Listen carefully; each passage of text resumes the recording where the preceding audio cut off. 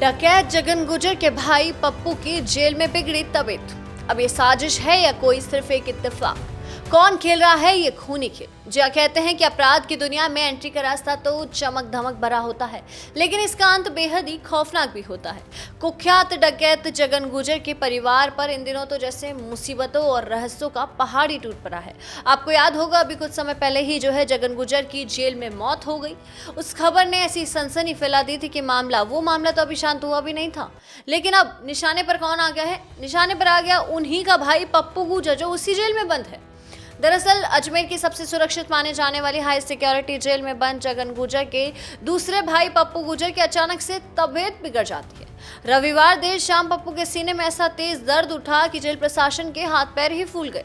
आनन फानन में पुलिस उसे कड़े प्रहार के बीच उन्हें जेएलएन अस्पताल में भी ले जाया गया, जिसके बाद रविवार रात करीब 11 बजे जब पप्पू गुर्जर को अस्पताल ले जाया गया तो वो नज़ारा देखने लायक था। क्यों? क्योंकि वहां पर जेल अधीक्षक पारिजांगड़ और सिविल लाइन थाना प्रभारी शंभू सिंह शेखावत खुद मौके पर मुस्तैद खड़े थे। लेकिन सवाल उठता है कि क्या सिर्फ एक कैदी के सीने में दर्द होने पर पूरा प्रशासन इतना क्यों घबरा गया? अस्पताल के मेन गेट से लेकर इमरजेंसी वार्ड तक पुलिस तैनात खड़ी थी। क्या पुलिस को किसी अनहोनी का डर था या फिर दाल में कुछ काला सभी को नजर आने लग गया था? दरअसल पप्पू गुर्जर की अचानक बिगड़ी तबीयत ने सोशल मीडिया से लेकर सियासी गलियारों में चर्चाओं का बाजार गर्म कर दिया है। ऐसा क्यों? क्योंकि लोग अब इस पूरे घटनाक्रम को जगन गुर्जर वाले एंगल से ही जोड़कर देखे जा रहे हैं कि पहले हुई भाई की मौत और अब पप्पू गुर्जर पे क्या किसका निशाना है। ऐसा अब सवाल लेकिन ये उठता है कि एक भाई की मौत के ठीक बाद दूसरे भाई का जेल में अचानक इस कदर बीमार पड़ना, क्या ये सिर्फ एक इत्तेफाक है या इसके पीछे कोई और गहरी साजिश है? क्या अपराध की दुनिया की आपसी रंजिश जेल की उस ऊंची दीवारों को फांद कर जो अब क्या जेल में पहुंच चुकी है?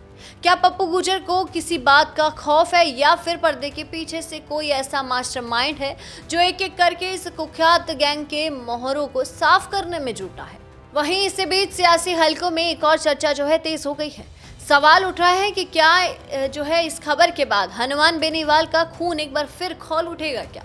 क्योंकि आपको याद होगा कि ये बात तो किसी से छिपी नहीं है कि बेनीवाल कई मौकों पर जगन गुर्जर और उसके परिवार से जुड़े मामलों को लेकर मुखर रहे हैं और कई बार इस बार तो स्टैंड भी ले लिया था कि मैं आपके साथ हूं, मैं न्याय दिलाने को तैयार हूं। ऐसे में जेल के अंदर हुई इस घटनाक्रम पर क्या बेनीवाल की तरफ से कोई तीखी प्रतिक्रिया आएगी?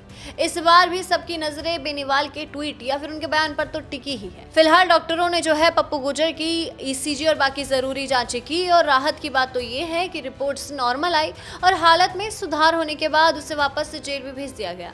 लेकिन इस घटनाक्रम के पीछे कई बड़े सवाल छोड़ दिए गए हैं। अब देखना यह है कि ये सीने में दर्द वाकई कोई बीमारी थी या फिर जगन गुर्जर के साम्राज्य को खत्म करने का किसी की बहुत ही बड़ी और गहरी साजिश का हिस्सा।